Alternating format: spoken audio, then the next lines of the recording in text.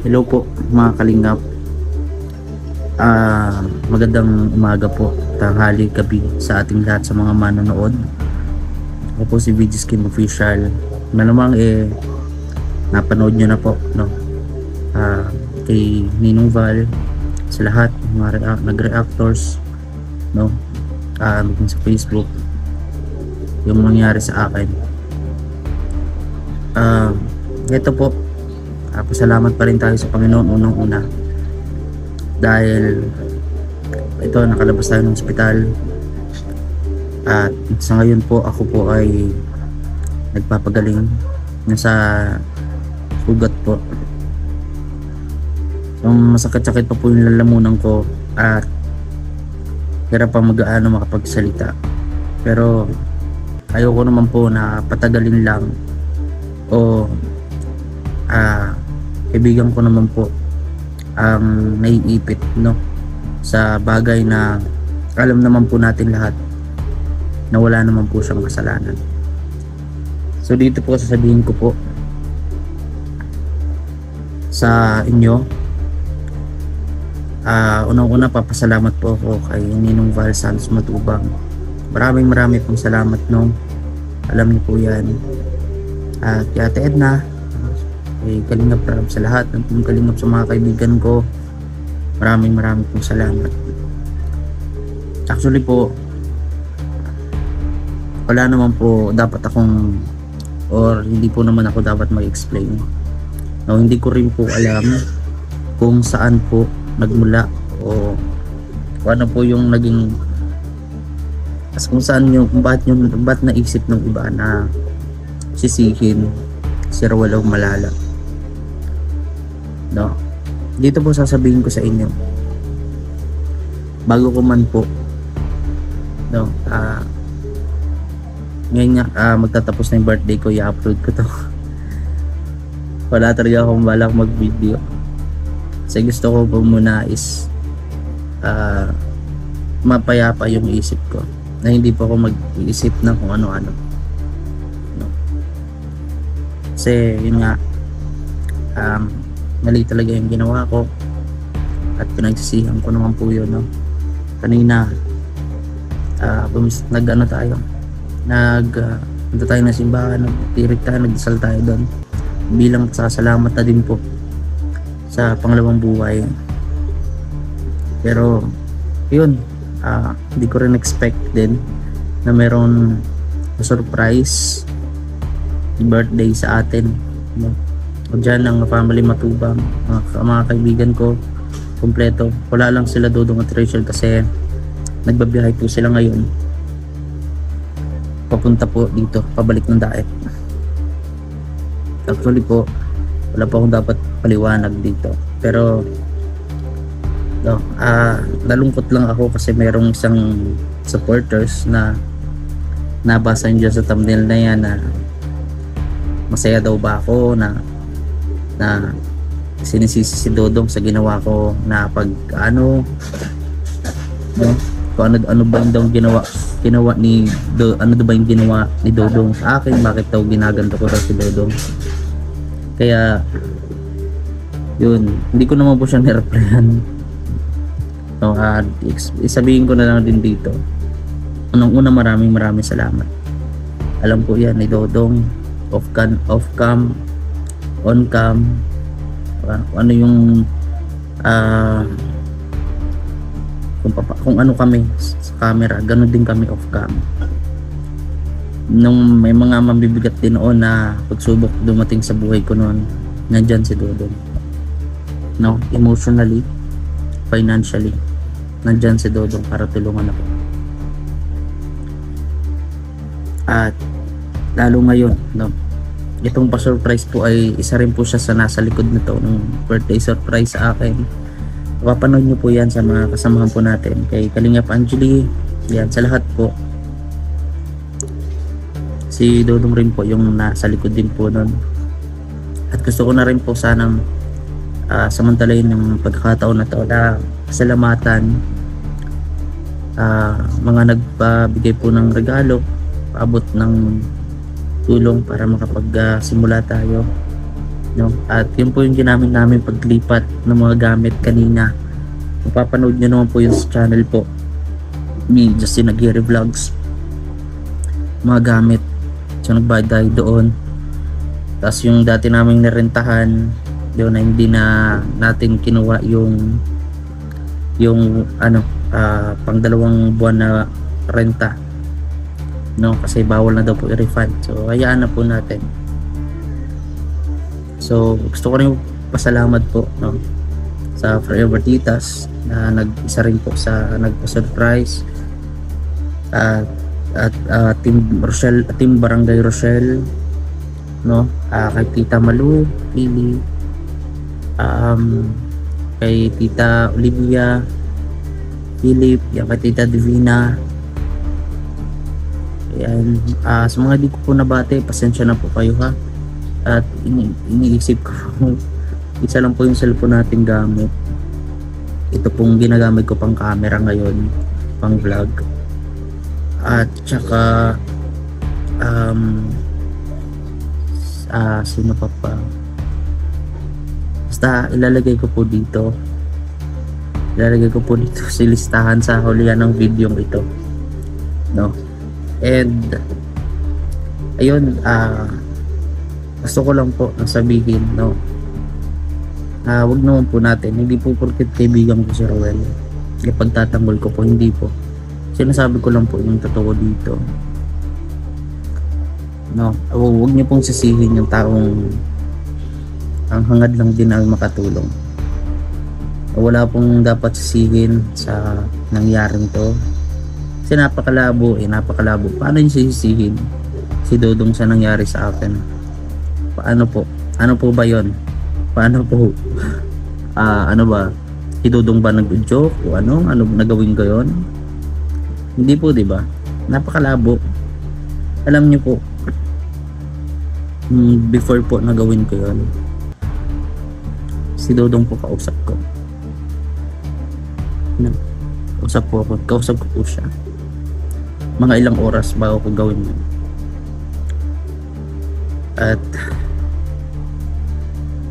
yun, dahil sa blanco na po ako, sa mga nakaranas po ng ganon na depresyon, maintindihan po ninyo ako. Wala na po akong pakialam kung husgahan niyo po ako, bahala po kayo doon. Kasi di naman po ako magkakasala kapag kayo inusgahan niyo ako, kundi kayo po, sa inyo po magre-reflect yan. Wala naman po akong dapat itago pa. Sinabi ko na yung totoo. Saka huwag nyo sisihin, no, si Roel, kasi simula po magkaramay na kaming dalawa niyan. Magkapatid na yung turingan namin. Sa hirap din hawa magkasama kami. Kaya sa mga solid naman, pag kayo naman gusto nyo yung iniidolo nyo, wag naman po kayo basta maniniwala sa paninira ng ibang tao kung talagang solid kayo na sumusuporta. Ganon. Kaya tigilan na po natin yung mga mali po nating nasasabi sa kapwa. Nagulat lang din po kanina kasi may nag-chat sa akin, pinabasa ko nga po kay Lindon, kay Alpi, about doon yung message sa akin. Ayoko talaga mag-isip o kung ano man yung di na ako nagbabasa ng mga comments kasi ayoko nga mag-isip ng kung ano-ano, no. Itinatake ko siya as positive. Kaya itong pangalawang buhay na to, yun yung iingatan ko talaga, no. Kaya sa mga manonood ko,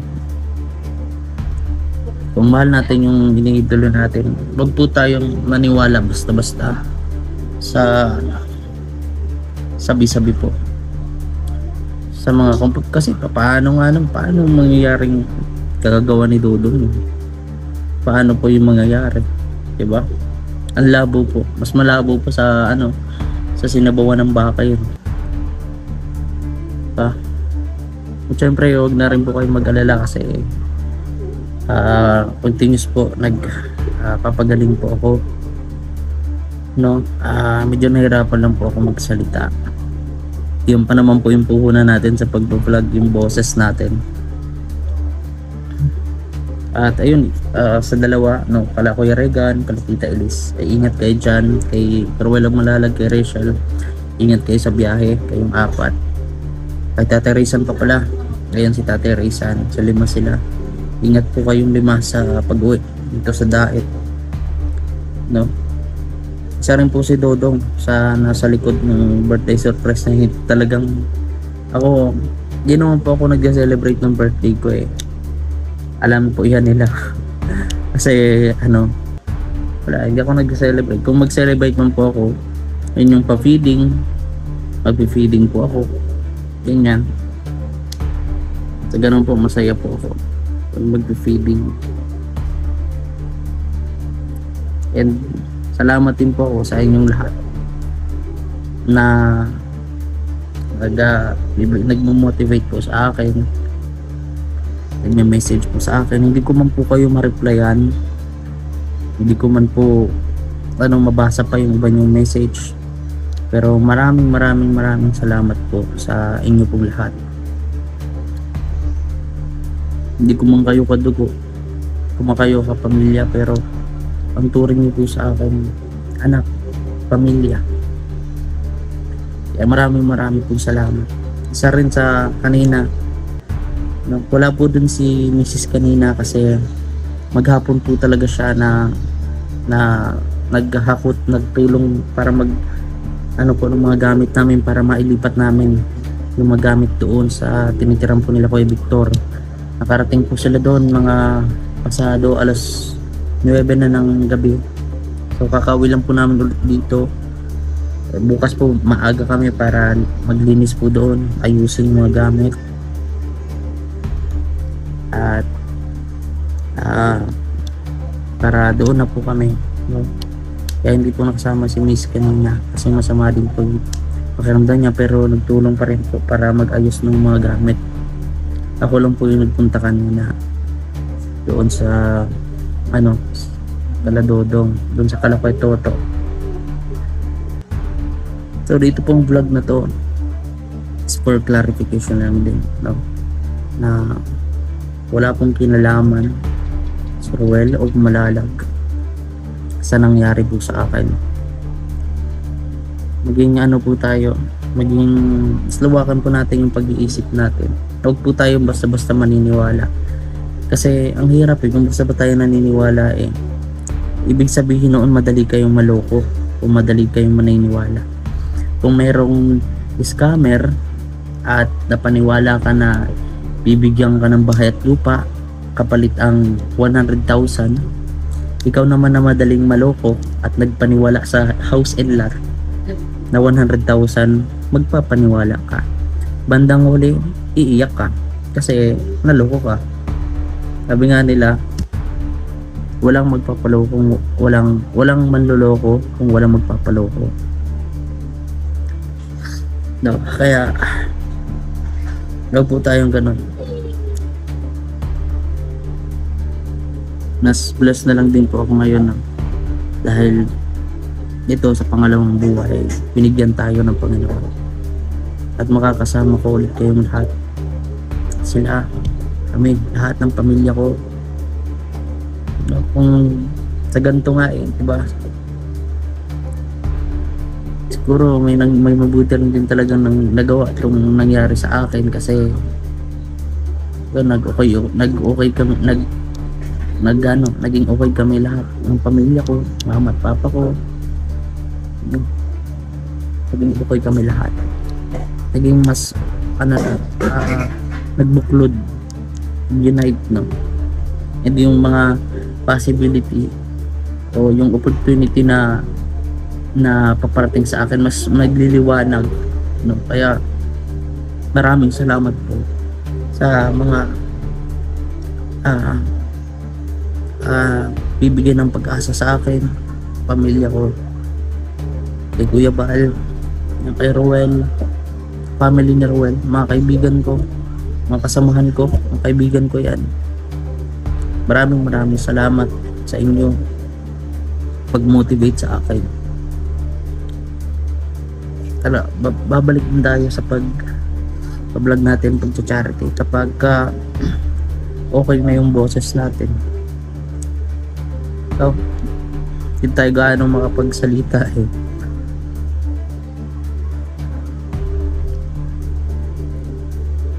Sana po maliwanagan na po kayo sa vlog na to, sa maikling minuto ang vlog na to. Sana po wakasan na po natin, o wag na po natin mas palakayin pa yung issue, kasi distraction po yan eh.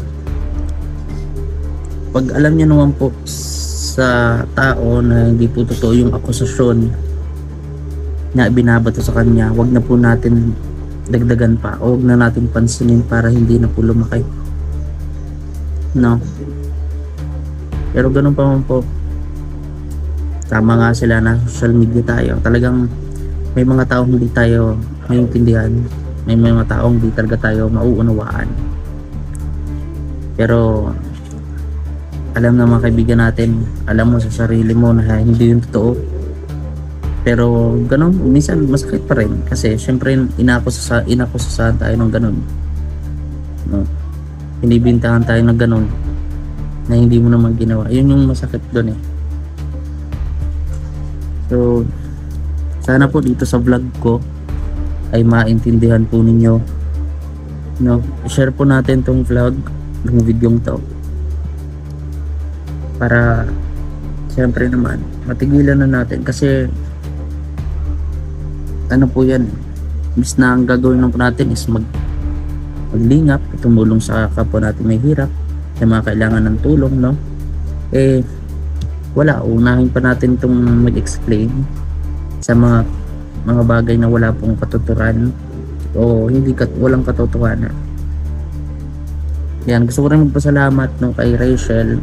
Yan, maraming salamat sa inyong dalawang kaibigan ko. Alam nyo yan, kahit kapag kayo naman ano, di ba, nandyan din ako sa inyo, para parehas din, nagtutulungan kami, no? Bigayan din kami ng advice sa isa. So yun lang, kahit anong mangyari hindi social media o hindi mapaghihiwalay sa atin pagkakaibigan, no? Kahit sa kamatayan, magkakaibigan pa rin tayo.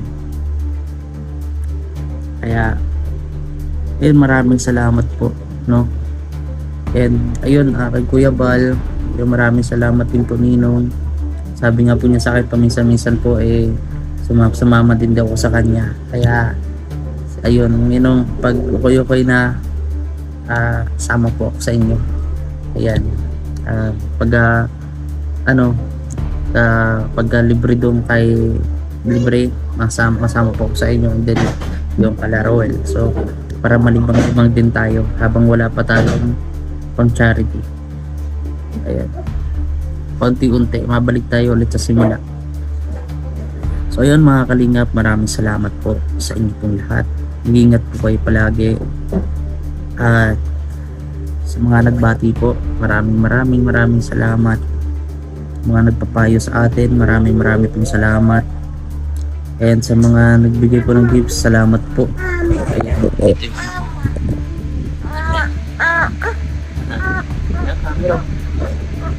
Dito, tingin ka dyan. Tingin ka dyan, ay. Ha? Mainit pa po dito. Kimwell po ang pangalan niya. 2 years old. Ayan.